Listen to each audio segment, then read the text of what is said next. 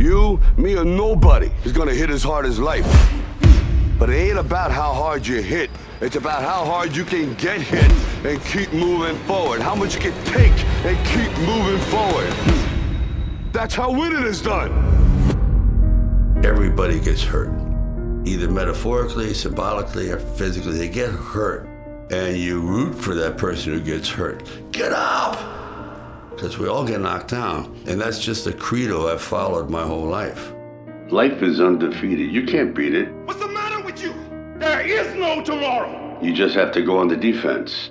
That inspired the line, no one punches harder than life. I felt that, geez, if I was going to go down into professional obscurity, I wanted to at least have the opportunity to say to myself, well, you tried. It dawned on me that we basically are in a movie from the time we're born. And then when you get to be around 18, 20, you're now the director of your movie, which is called life. And I ask you, knowing that if you were in a movie of your own making, would you be proud of the part you're playing?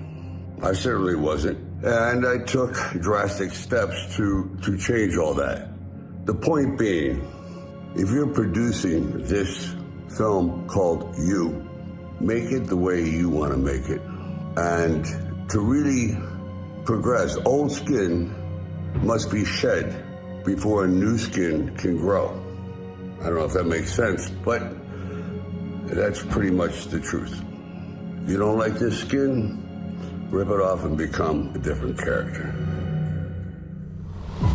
I was raised by a very physical father, so I was no stranger to serious pain.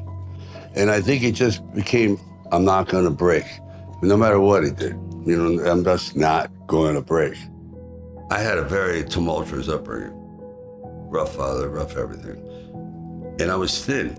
I just was not genetically, what would you say, a mesomorph. I was an ectomorph. And I went to see a film one day, and it altered my life completely. It was Steve Reeves in Hercules Unchained. And when he struck that pose, I had an epiphany. I went, that's who I want to be. That's a man. That's, oh my God.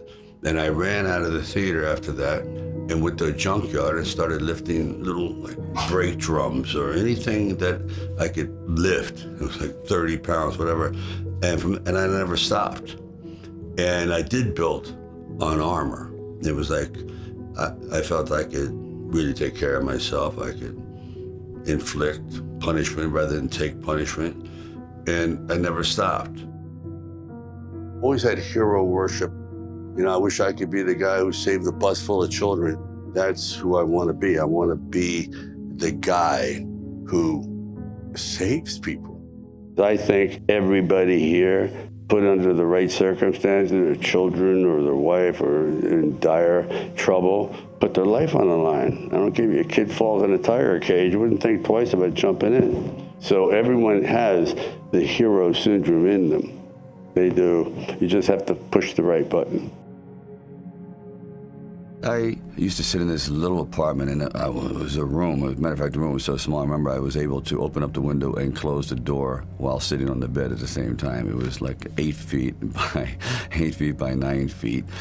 But the one thing about that room, there was really very little distraction. And he painted the windows black so he could write. I did paint it black because I didn't know what time it didn't matter what time it was. Oh, it's time for breakfast. Right away, you derailed yourself. I'll have breakfast when I'm hungry. I don't need to know what time it is, that kind of thing. So I was trying to eliminate all the excuses because it's hard to write. So I would sit there propped up in bed, and I'd go out with my big pen and legal pad and just start writing these stories. And most of them were very, very trivial, but there was something about the process of unrealized dreams. I was always brought back to this subject because I think it's one of the most enduring subjects and one of the most difficult passages for people to accept that they never were realized in their own lifetime, that they just didn't get that shot.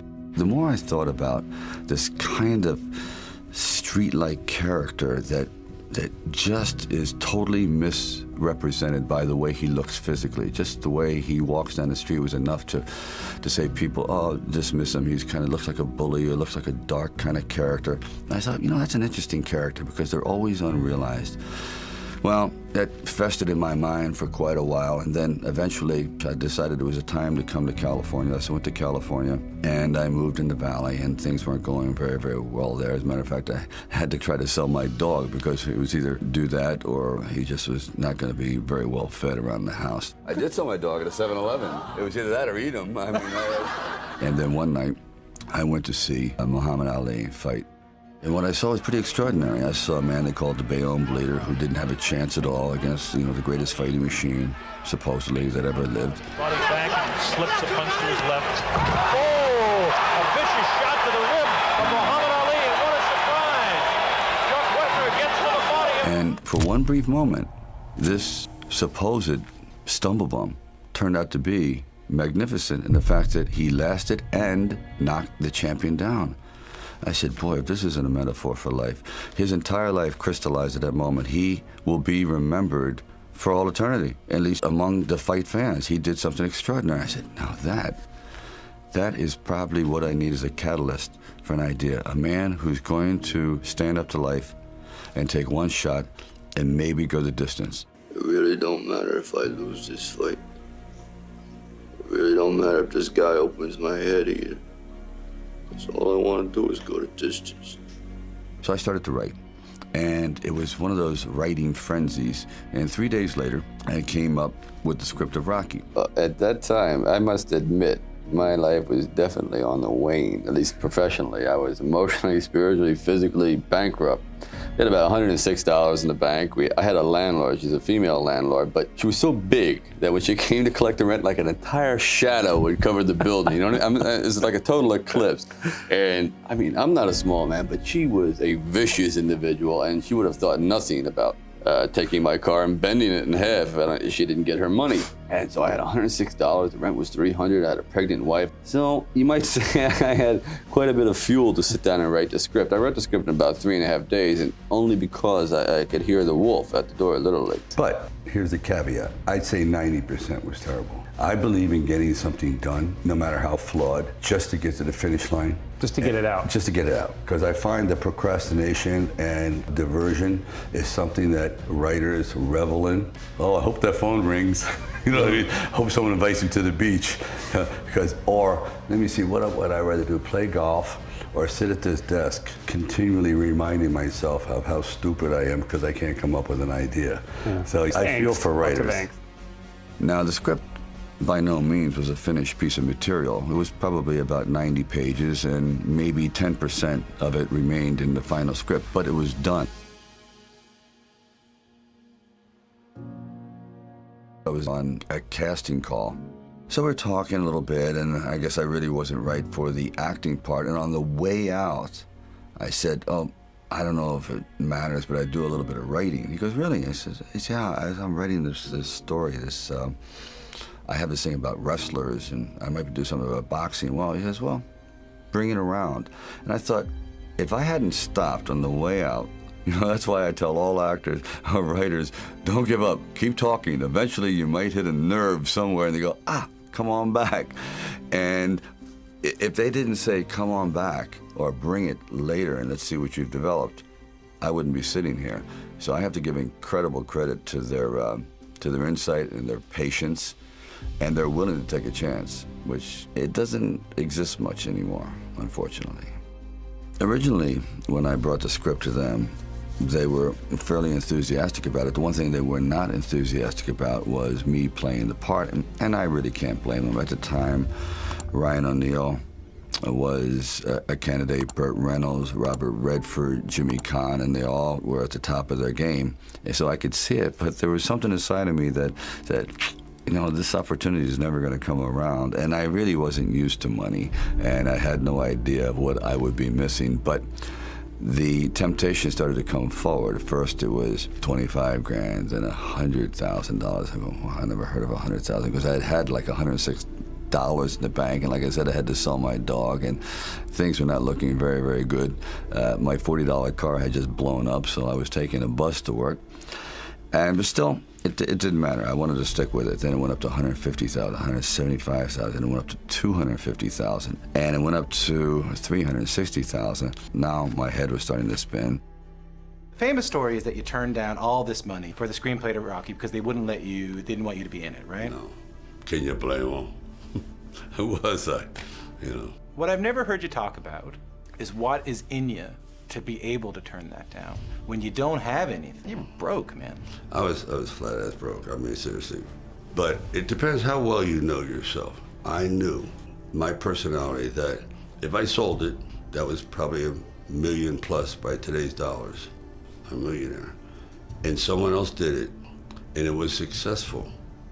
I would have never forgiven myself. I know in the back of my mind, if I sell this script and it does very, very well, I'm going to jump off a building.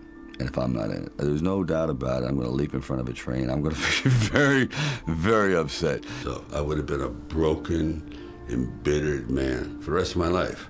So I realized we have in our entire futures about 3 or 4 serious crossroads. And that was my first one. That's where a real serious crossroad, where this is life altering. And it's not about money. I know I will be destroyed, and I will destroy everyone around me. I'll be such a miserable human being for selling out. This is what the whole movie was about, is not selling out. You knew that it would ruin. I know, I just know how I work. I know what my engine will do, but I would have been dead. Because when you're broke, I actually mastered the art of poverty for a while. You know, you figure it out. All right, we have spaghetti 1 day a week and this and that. Yeah. I managed, and I still had this blatant optimism. But if I had sold out, oh my God, and I knew it. And they tried. I mean, believe me, they tried. So this is one of those things where you just roll the dice and you fly by the proverbial seat of your pants. Say, all right, I gotta try it. I gotta just do it. I may be totally wrong, and I'm gonna be taking a lot of people down with me, but I just believe in it. I felt that, geez, if I was gonna go down, at least into professional obscurity, I wanted to at least have the opportunity to say to myself, well, you tried. If nothing else, I had a good home movie. My parents would enjoy it. What is healthier? To live under the illusion and still have a little glimmer of hope that you could have been great, or actually have an opportunity to be great and then you blow it and you realize you're a failure. So I think that the easier route is to live under the illusion and say, you know, if I had had that chance, I would have beaten all of them. Then finally, it was being shown at the Directors Guild, and this was going to be the test. And there was about 900 people invited, and it was a packed crowd, and the movie was playing terribly. My mother was sitting next to me, and the laughs weren't coming where they're supposed to, and the fight itself seemed to be listless, the response was, and I sat there as everyone filed out of the theater, and I couldn't believe it.